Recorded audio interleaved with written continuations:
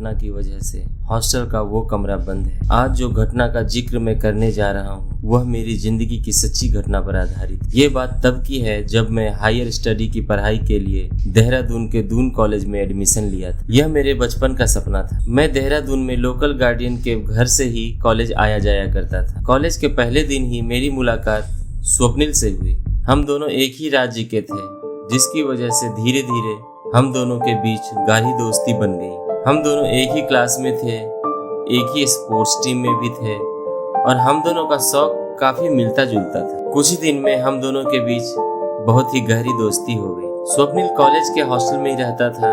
स्वप्निल एकदम निडर लड़का था, उसे किसी बात से डर नहीं लगता था। एक दिन की बात है, स्वप्निल उस दिन बहुत ही सहमा हुआ था। मैंने उससे कहा, जो भी हुआ मुझे बताओ, मैं तुम्हारा दोस्त। भाई, रात में जब मैं 2 बजे टॉयलेट करने के लिए उठा तो मैंने देखा कि एक काला साया मुझे देख रहा है जो मेरे रूममेट के बिस्तर के आगे खड़ा था। मैं उस काले साये को अंधेरे में देखने की कोशिश करने लगा और जब मैंने मोबाइल का टॉर्च जलाया तो वो साया अचानक से गायब हो गया। मुझे लगा ये मेरा भ्रम है और फिर मैं सो गया। लेकिन फिर जब मैं अगली सुबह उठा तो मैं हर रोज की तरह कॉलेज के लिए तैयार हो रहा था तो मैंने अपने टेबल पर देखा मेरी किताबों पर काले धब्बे आ गए हैं। लेकिन मुझे कॉलेज के लिए देर हो रहा था तो मैं उस बात पर ध्यान नहीं दिया और कॉलेज के लिए निकल गया। लेकिन उस दिन मैं पढ़ाई पर ध्यान नहीं दे पाया। फिर मैं शाम को वापस हॉस्टल आ गया। बहुत थके होने की वजह से मैंने सोचा कि थोड़ा नहा लूं। फिर जब मैं नहाकर अपना शरीर टॉवल से पोंछ रहा था तो मैंने देखा मेरे बाजू पर वैसे ही काली धब्बे हैं जैसे कि मैंने सुबह किताबों पर देखा था। उसके बाद मैं डॉक्टर के पास गया, ये सोचकर कि मुझे कोई एलर्जी या बीमारी हो रही है। डॉक्टर ने जब मेरे बाजू के काले धब्बे को देखा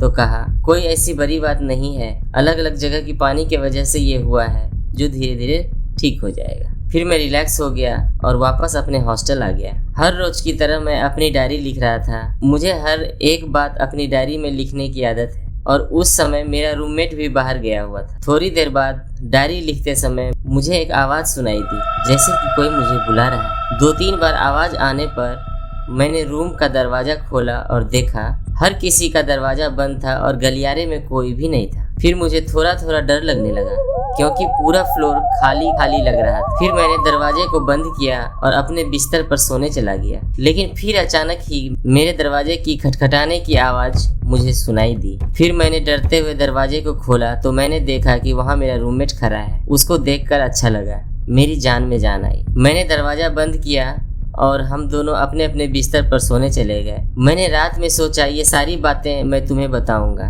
और मैं फिर सो गया। सुबह उठा तो मुझे बहुत बुखार हुआ लग रहा था। फिर मैंने बुखार की गोली ली और कॉलेज चला गया और अभी तुमसे ये सब बता रहा हूँ। मैंने कहा, स्वप्निल भाई, तुम वो हॉस्टल खाली कर दो। हाँ, हॉस्टल मैं भी खाली करना चाहता हूँ, पर मैंने पूरी फीस हॉस्टल की दे दी है और मेरे पास एक्स्ट्रा पैसा भी नहीं है, इसलिए मुझे 2 हफ्ता और उस हॉस्टल में गुजारना पड़ेगा। स्वप्निल भाई बताओ, मैं तुम्हारी मदद कैसे करूं?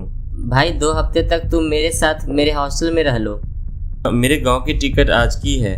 मैं तुम्हें बताना भूल गया था कि आज मुझे गांव जरूरी काम से जाना पड़ेगा। लेकिन स्वप्निल भाई तुम चिंता मत करो, मैं 1 हफ्ते में वापस आ जाऊंगा। फिर मैं तुम्हारे साथ हॉस्टल में रहूंगा। ठीक है भाई, तुम जल्दी आना। इसके बाद मैं स्वप्निल को छोड़कर अपने गांव चला गया। 1 हफ्ते बाद जब मैं वापस कॉलेज आया तो मैंने देखा स्वप्निल कॉलेज नहीं आया था। फिर मैंने सोचा स्वप्निल को कॉल करता हूँ। मैंने कॉल किया, उसका मोबाइल स्विच ऑफ बता रहा था। मैंने नेट ऑन किया और सोचा कि उसको व्हाट्सएप पर मैसेज कर दूं। जैसे ही मैंने अपना नेट ऑन किया तो उसके कई मैसेज आ गए। मेरे गाँव में नेटवर्क नहीं रहता था, इसलिए मैंने अपना मोबाइल चेक ही नहीं किया था। ये मैसेज तो स्वप्निल ने मुझे 4 दिन पहले किए थे और मैं आज देख रहा हूँ। मैंने तुम्हें कई बार कॉल किया, तुम्हारा नंबर नेटवर्क से बाहर बता रहा था, इसलिए मैं व्हाट्सएप पर मैसेज कर रहा हूँ क्योंकि मुझे लग रहा है कि वो मुझे छोड़ेगा नहीं। मैं बच नहीं पाऊंगा दोस्त। अगर मुझे कुछ हो जाता है तो मेरी डायरी से मेरी जिंदगी की असलियत लोगों के सामने तुम लाना। तुम मेरे भाई से भी बढ़कर हो। उसी मैसेज के अनुसार मैं उसके हॉस्टल के कमरे के सामने वाले बरगद के पेड़ के पास पहुंचा, जहां मुझे एक डायरी मिली। मैं उस डायरी को खोला तो देखा कि वो स्वप्निल की ही डायरी थी। मैंने देर न करते हुए डायरी उसी पेड़ के नीचे बैठकर पढ़ना शुरू कर दिया। जहां तक स्वप्निल ने मुझे अपनी कहानी बताई थी उसके आगे के पेज को मैंने पलटा। आज मैं वापस अपने हॉस्टल में रात में आया मैंने अपने कमरे में पहुंचकर देखा मेरा रूममेट वहां नहीं है और सारे कपड़े और सामान बिखरे पड़े हैं। मुझे लगा कि मेरे बगल के रूम वालों की हरकत होगी। मैं बाहर गया, देखा मेरे फ्लोर पर सबके रूम में ताला लगा हुआ था। फिर मुझे लगा कि शायद ये मेरे रूममेट ने ही किया होगा। रूम के इस हालत के बारे में हॉस्टल के मैनेजर से बोलने गया और मैंने अपना रूम नंबर बताया।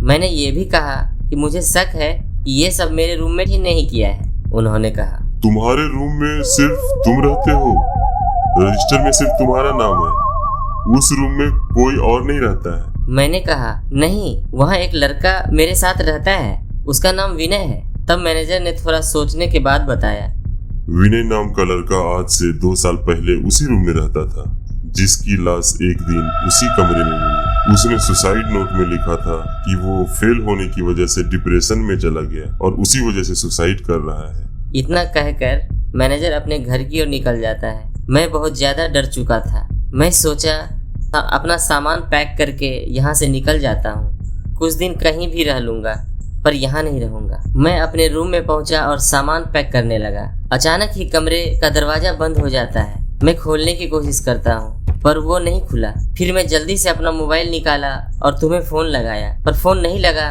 तो मैंने तुम्हें व्हाट्सएप मैसेज कर दिया और तभी मेरे सामने विनय की आत्मा आकर खड़ी हो गई। मेरे कमरे में एकदम अंधेरा हो गया। इसके बाद डायरी में कुछ भी नहीं लिखा था। स्वप्निल के साथ क्या हुआ ये मुझे जानना था, इसलिए मैं स्वप्निल की डायरी पढ़ने के तुरंत बाद ही उसके हॉस्टल के मैनेजर से मिलने गया और मैंने पूछा कि स्वप्निल कहाँ है।